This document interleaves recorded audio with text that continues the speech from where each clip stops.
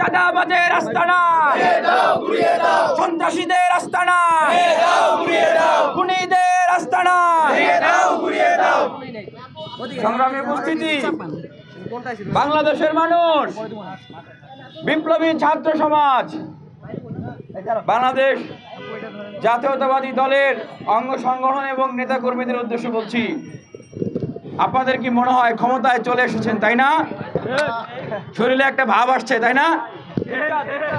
ওই যে ক্ষমতার একটা গরম আছে, তাই না? ক্ষমতার ধর্ম, ক্ষমতা বড় পিচ্ছিল জিনিস।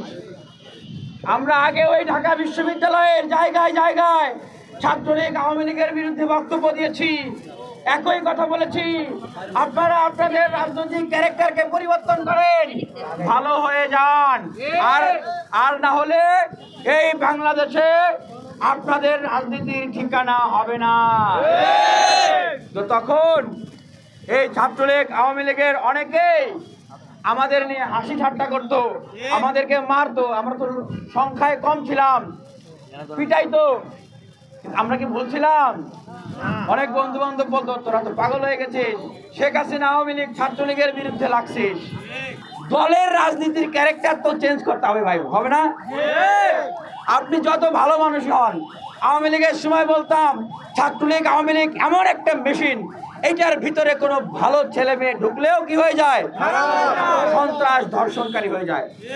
এখন এই দলটা বর্তমানে বাংলাদেশের বৃহৎ জনগোষ্ঠীর প্রতিনিধিত্বকারী একটা দল, তারা যদি তাদের ক্যারেক্টার না চেঞ্জ করে, ওইখানে ঢুকলে যদি একটা ভালো ছেলে মেয়ে সন্ত্রাস চাঁদাবাজ ধর্ষক হিসেবে বের হয়, তাহলে এর দায় কার? এখন ছাত্ররা স্লোগান দিচ্ছে যে আপনারা হত্যার দায় নেবেন না, ধর্ষণের দায় নেবেন না, খুনের দায় নেবেন না, চাঁদার ভাগ নিবে। কি বলে?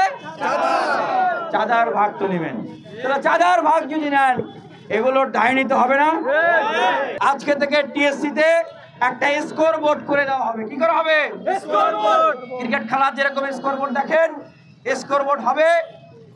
সেই স্কোর বোর্ডে 5 আগস্ট পরবর্তী সময়ে কোন রাজনৈতিক দলের হাতে কতজন খুন হয়েছে সেটা সেইখানে লেখা থাকবে।